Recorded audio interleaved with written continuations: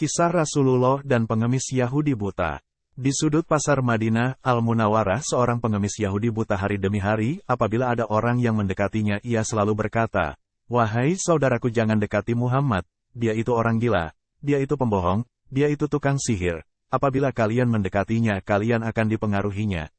Setiap pagi Rasulullah mendatanginya dengan membawa makanan.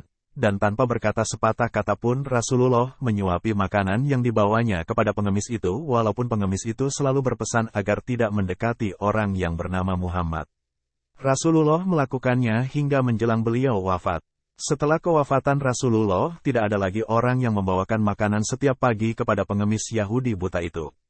Suatu hari Abu Bakar berkunjung ke rumah anaknya Aisyah, beliau bertanya kepada anaknya, "Anakku, adakah sunnah kekasihku yang belum aku kerjakan?" Aisyah menjawab pertanyaan ayahnya, "Wahai ayah, engkau adalah seorang ahli sunnah, hampir tidak ada satu sunnah pun yang belum ayah lakukan kecuali satu sunnah saja." "Apakah itu?" tanya Abu Bakar. Setiap pagi Rasulullah selalu pergi ke ujung pasar dengan membawakan makanan untuk seorang pengemis Yahudi buta yang berada di sana. Kata Aisyah, keesokan harinya Abu Bakar pergi ke pasar dengan membawa makanan untuk diberikannya kepada pengemis itu. Abu Bakar mendatangi pengemis itu dan memberikan makanan itu kepadanya. Ketika Abu Bakar mulai menyuapinya, si pengemis marah sambil berteriak, "Siapakah kamu?" Abu Bakar menjawab, "Aku orang yang biasa." "Bukan, engkau bukan orang yang biasa mendatangiku," jawab si pengemis buta itu. "Apabila ia datang kepadaku, tidak susah tangan ini memegang dan tidak susah mulut ini mengunyah.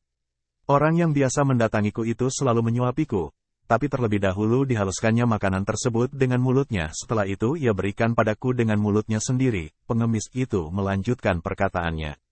Abu Bakar tidak dapat menahan air matanya. Ia menangis sambil berkata kepada pengemis itu, "Aku memang bukan orang yang biasa datang padamu. Aku adalah salah seorang dari sahabatnya. Orang yang mulia itu telah tiada.